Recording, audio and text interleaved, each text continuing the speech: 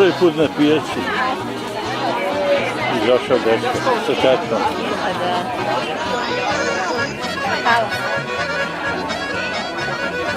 A ko to sisa prstić? Zavo? Si Biljana? Ti Biljana? Stidiš? Znači, na pijaci prvi put momče. A gdje je Teodora? Ubegla je. A tu je negdje.